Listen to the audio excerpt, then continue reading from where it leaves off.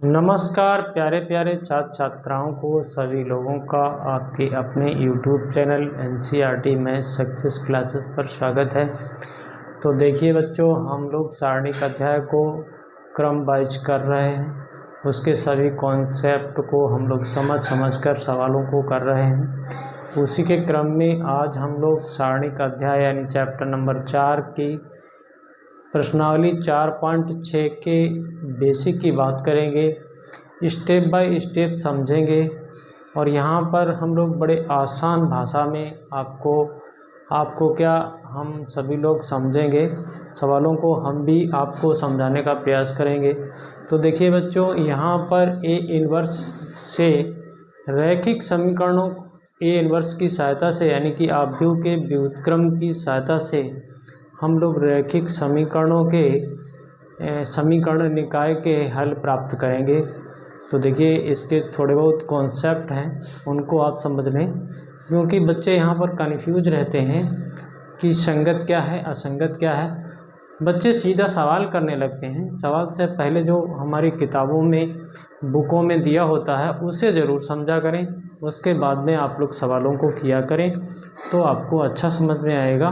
उसका basic concept आपको clear रहेगा तो सवाल तो आप कर ही लेंगे। तो देखिए, हमने यहाँ पर बच्चों थोड़ा सा यहाँ पर हेडिंग डाली है। इसमें हमारी हेडिंग है आव्यूह के व्युत्क्रम द्वारा रैखिक समीकरण के निकाय का हल। तो देखिए, हम लोग रैखिक समीकरण जैसे मान लें, चलिए हम लोग रैखिक समीकरण मानते हैं, फिर रैखिक समीकरण से हम उसमें आव्यूह को कैसे छांटेंगे, कैसे उसको आव्यूह विधि से हल कर पाएंगे, इन सभी चर्चाओं को हम लोग करेंगे। तो देखिए बच्चों, जैसे हम कोई भी रैखिक समीकरण लें, जैसे हमने लिया है a1x plus b1y plus c1z equal to, इधर हमने d1 ले लिया है।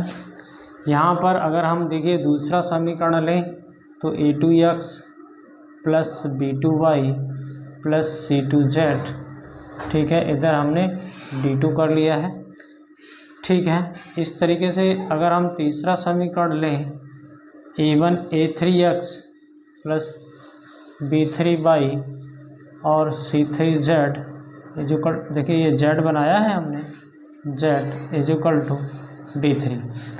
और देखिए बच्चों, हमारे कोर्स में यहाँ पर 3x3 मैट्रिक्स की ही बात हम लोग करेंगे, हालांकि 2x2 की भी बात करेंगे, लेकिन ऐसा नहीं है कि आप 4x4 की मैट्रिक्स बनाएं, यहाँ d1 d2 d3 d4 करें, ऐसा हमारे कोर्स में नहीं बताया गया है।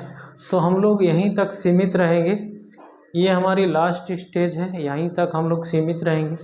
तो देखिए, ये हमारे रैखिक समीकरण हैं, इनसे हम इनको मैट्रिक्स में कैसे, देखिए कैसे, जैसे हम कोई इसमें मैट्रिक्स बनाएं, माने हम वो मैट्रिक्स हमारी ए है, तो देखिए बिल्कुल सिंपल तरीके से a1 b1 c1 आप लिख लेंगे, a1 b1 c1, ठीक है। इसी प्रकार से यहाँ से अगर देखें तो a2 b2 c2, यहाँ से देखें तो a3 b3 c3, ठीक है। ये आप एक मैट्रिक्स हमने ए मान ली है। क्योंकि जनरली हम लोग मैट्रिक्स को अंग्रेजी वर्णमाला के कैपिटल लेटर में ही डिनोट करते हैं, उसी तरीके से हमने यहाँ पर जो मैट्रिक्स को यहाँ से निकाला है वो हमने ए के बराबर माना है। अब देखिए, अब एक यहाँ पर एक बात और बनती है कि यहाँ जो XYZ प्रयोग हुआ है उसको हम इस प्रकार से कैपिटल X के बराबर एक मैट्रिक्स में रख लेंगे, ठीक है, ये हमने समझ लिया। और फिर इसके इधर जो हमारे पास ये मान दिए गए हैं d1 d2, ये तो व्यापक रूप में बात करी है हमने, कोई भी समीकरण हो सकता है, तो इसको हम लोग ऐसा कर लेते हैं, इसको भी मैट्रिक्स रूप में ही लिखेंगे। यहाँ जब हमने ए मान लिया है तो यहाँ पर हम बी मान रहे हैं, ये देखिए d1 d2 और d3 ऐसे आप लिख सकते हैं, ठीक है। और ये सब मैट्रिक्स में हमने जो रैखिक समीकरण हमारे पास थे उनसे हमने ये सब मैट्रिक्स में बदल के लिख दिया है। अब यदि हम इसको फिर उसी में परिवर्तित करना चाहें, इनमें तो इसको कैसे लिखेंगे, आप मैट्रिक्स का गुणा करना जानते ही हैं, उसके हिसाब से अगर हम लोग लिखना चाहें तो देखिए ऐसे लिख सकते हैं AX बराबर B, AX बराबर B। यहाँ पर देखिए आप A मैट्रिक्स को यहाँ लाइए, फिर X मैट्रिक्स को यहाँ लाइए, बराबर B करिए और कैलकुलेशन करिए, गुणा करिए, तो आपको यही मिलेगा सब, ठीक है, यही मिल जाएगा। तो ये हमारे पास एक तरीका है लिखने का। तो यहाँ से स्थितियाँ दो हो सकती हैं। यदि आपका ये जो A मैट्रिक्स है इसके व्युत्क्रम का यदि अस्तित्व है तो फिर आप कैसे X के मानों को, X Y Z के मानों को कैसे निकाल पाएंगे, तो इसके बारे में हम लोग चर्चा करेंगे। तो देखिए यदि हम स्थितियाँ दो होगी यहाँ पर, जैसे फर्स्ट स्थिति की बात करें, देखिए आपको हम समझाने का पूरा प्रयास करेंगे। स्थिति फर्स्ट की बात करें, यदि यहाँ पर देखिए जो हमारे पास A मैट्रिक्स है, यदि इसके व्युत्क्रम का अस्तित्व है, यदि इसके व्युत्क्रम का अस्तित्व है, यानी कि कहना चाहिए ये A व्युत्क्रमणीय है, ये क्या है, A व्युत्क्रमणीय है। तो लिखते हैं यदि A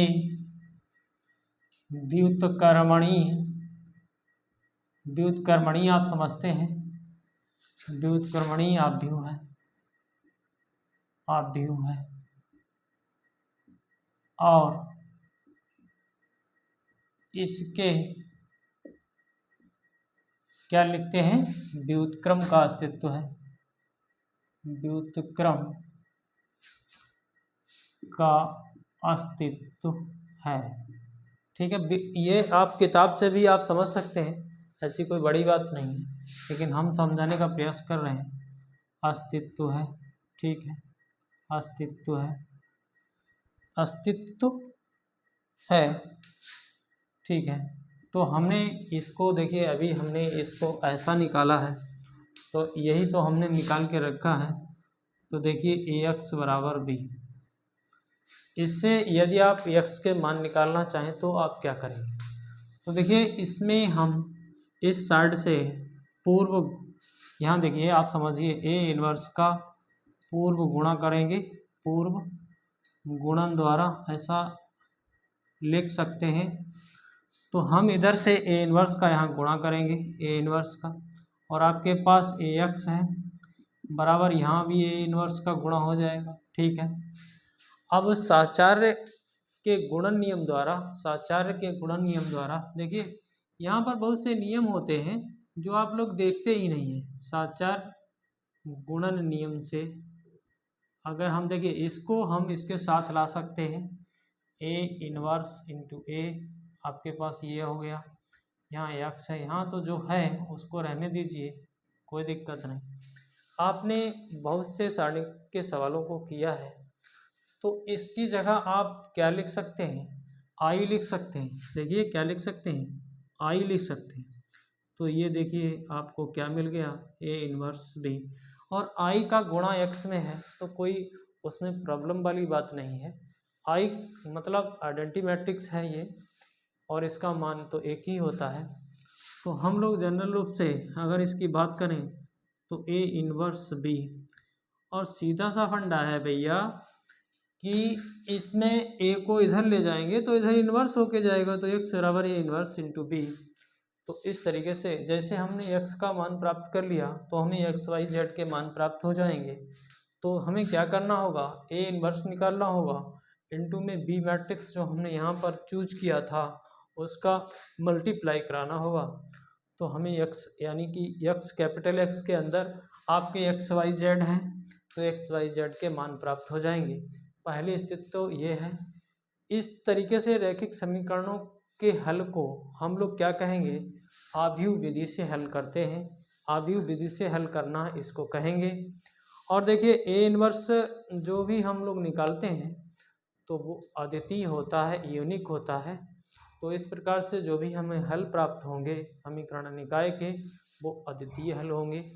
अब स्थिति सेकंड की अगर बात करें, देखिए यहीं पर हम लोग देख लेते हैं स्थिति सेकंड की, भैया बात करें स्थिति सेकंड की। यहाँ तो A हमारा व्युत्क्रमणीय आव्यूह था। यदि यहाँ पर A अव्युत्क्रमणीय आव्यूह हो, क्या हो, ए अव्युत्क्रमणीय अव्यूह है। तो आपने पहले भी पढ़ा है, जब हमारा ए व्युत्क्रमणीय अव्यूह होता है तो ए का आप डिटरमिनेंट निकालते हैं तो इज नॉट इक्वल टू 0 होता है। और जब ए, यहाँ पर देखिए, जब लिख लीजिए, जब ए अव्युत्क्रमणीय अव्यूह होता है तो ए का डिटरमिनेंट 0 आता है, ए का डिटरमिनेंट 0 आता है। ऐसी स्थिति में क्या करना होगा, ये बड़ी गंभीर बात है, यहाँ पर बच्चे बहुत कंफ्यूज होते हैं। तो हम आपको एकदम देहाती भाषा में समझाने का प्रयास कर ही रहे हैं, आप समझ भी रहे हैं। आप वीडियो को देखा करें तो ही समझ में आएगा। तो इस स्थिति में हम लोग क्या करते हैं, हम क्या करते हैं, हम ऐसी स्थिति में adjoint of A into B करते हैं। क्या करते हैं, adjoint of A into B, मतलब आप समझ ही रहे हैं। एडजॉइंट ऑफ ए आप पिछले वीडियो में निकाल चुके हैं, हमने भी आपको समझाने का पूरा प्रयास किया है। यदि आपने वीडियो नहीं देखे हैं तो डिस्क्रिप्शन बॉक्स में लिंक है, वहाँ से आप लोग ओपन करके देख सकते हैं, एडजॉइंट निकालना सीख सकते हैं। तो एडजॉइंट ऑफ ए, जैसे हमारा यही मैट्रिक्स तो ए है तो इसका एडजॉइंट निकाल लें और इनटू ये बी मैट्रिक्स ये कर लें। तो यहाँ पर भी स्थितियाँ दो हैं। जैसे हम फर्स्ट स्थिति की बात करें, यदि हमारे पास भैया एडजॉइंट ऑफ ए इंटू में बी क्या आ जाए, इज नॉट इक्वल टू 0 अव्यूह आ जाए। क्या आ जाए भैया, adjoint of A into B is not equal to 0 अव्यूह, यानी कि 0, बात समझ रहे हैं ना, 0 अव्यूह समझ रहे हैं, बराबर 0 ना हो, इज नॉट इक्वल टू 0 अव्यूह आ जाए। तो इस स्थिति में समीकरण निकाय, ये जो निकाय है हमारा, निकाय असंगत होगा। क्या होगा, असंगत होगा और कोई हल नहीं होगा। क्या लिखेंगे आप, असंगत होगा और कोई हल नहीं होगा, ठीक है। अच्छा, फिर दूसरी स्थिति में क्या होगा, यदि ऐसा हो जाए, भैया देखिए, यदि देखिए हमारा मार्कर कुछ चल नहीं रहा है, तो चलिए हम कर लेते हैं ऐसे ही। अगर ऐसा हो जाए, adjoint of A into B is equal to 0 अव्यूह हो जाए, तो भैया यहाँ पर दो कंडीशनें बनती हैं। तो निकाय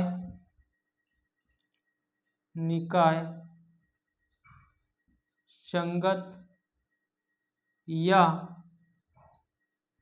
असंगत होगी, ठीक है। और जब भैया संगत होगी तो देखिए यहाँ पर देखिए, जब संगत होगी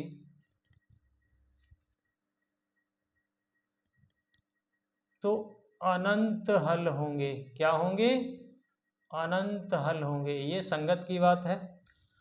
और जब असंगत निकाय होगी तो कोई हल नहीं होगा, ठीक है, कोई हल नहीं होगा। तो इतना आप समझते रहें, इससे हम लोग सवाल करेंगे। अभी देखिए एक दो सवाल भी कर लेते हैं जो कि हमारे एक्सरसाइज में शुरू वाले सवाल हैं। वहाँ पर हम लोगों को केवल संगत और असंगत ही बताना है, एक्स वाई जेड के मान नहीं निकालने हैं। तो इसको हम मिटाते हैं, फिर आपको सवालों पर ले चलते हैं और समझाने का प्रयास करते हैं। तो देखिए बच्चों, हम इसको मिटा रहे हैं। ये कंडीशनें सभी आपकी बुक में हैं, वहाँ से देखेंगे, साथ ही थोड़ा सा वीडियो देखेंगे तो आपको अच्छा समझ में आएगा। तो आइए बच्चों आगे बात करते हैं, ठीक है। ये हम लोगों ने समझ लिया है। तो देखिए बच्चों, हमने दो क्वेश्चन लिखे हैं। यहाँ पर हम लोगों को समीकरण निकायों का संगत या असंगत के रूप में वर्गीकरण करना है। तो हमें ये जानकारी प्राप्त करनी है कि ये जो समीकरण निकाय हैं ये संगत हैं अथवा असंगत हैं। तो बच्चों हम लोग समझने का प्रयास करते हैं। तो देखिए इस समीकरण निकाय को अगर आप लिखना चाहें तो कैसे लिख सकते हैं। देखिए यहाँ पर कुछ नहीं है तो एक है, 1 2 2 3, ये मैट्रिक्स में ले लो इसको, ठीक है। यहाँ देखिए x y, ऐसे एक मैट्रिक्स और ले लीजिए। यहाँ देखिए 2 और 3, ये भी मैट्रिक्स में बंद कर दो। तो हमने कुछ नहीं किया, हमने इसको इस रूप में लिख दिया है। तो इसमें देखिए ax बराबर b, जिस तरीके से अभी हम लोगों ने समझा था, तो यहाँ से अगर ए मैट्रिक्स को कंसीडर किया जाए तो 1 2 2 3 है, ये मैट्रिक्स है। फिर आप क्या करोगे, तो ए का डिटरमिनेंट निकाल लीजिए। आप देखिए 1 2 2 3, इसका डिटरमिनेंट निकाल लें। तो देखिए यहाँ कैलकुलेशन अगर करेंगे तो इसकी इसमें गुणा करेंगे तो 3 आ जाएगा, यहाँ से इसका गुणा करेंगे तो 4 आ जाएगा, यानी कि माइनस का 1। तो यहाँ से आपने ये निष्कर्ष निकाल लिया कि ए का determinant is not equal to 0, क्योंकि आपके पास भैया ए का डिटरमिनेंट -1 आया है। तो यहाँ से हमको ये पता चल गया कि ये नॉट 0 आ गया है। तो हमारा जो ए मैट्रिक्स है ये व्युत्क्रमणीय अवयव है। ए क्या है, ए क्या है, व्युत्क्रमणीय अवयव है, अवयव। और ज़्यादा नहीं हम लोग करेंगे, ए व्युत्क्रमणीय अवयव है। तो समीकरण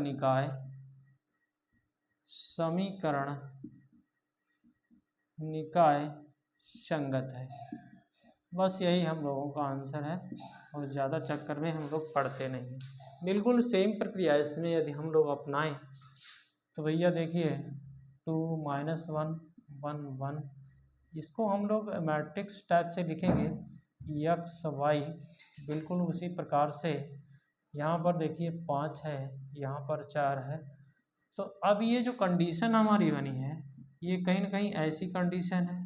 तो यहाँ से ए मैट्रिक्स को अगर निकाला जाए तो 2 -1 1 1 है, ठीक है, ये हमारा ए मैट्रिक्स आ गया। अगर हम ए का डिटरमिनेंट निकाल के देख लें तो हमें पता चल जाएगा। तो देखिए हमने डिटरमिनेंट निकाला तो 2 + 1 हो जाएगा। तो ए का डिटरमिनेंट हमारा कितना आ गया, 3। इससे हमें पता चल गया कि ए का determinant is not equal to 0 है। तो हम लोग अपनी बात को रख सकते हैं कि ए व्युत्क्रमणीय अवयव है। कैसे लिखेंगे व्युत्क्रमणीय, व्युत्क्रमणीय, अरे भाई व्युत्क्रमणीय अवयव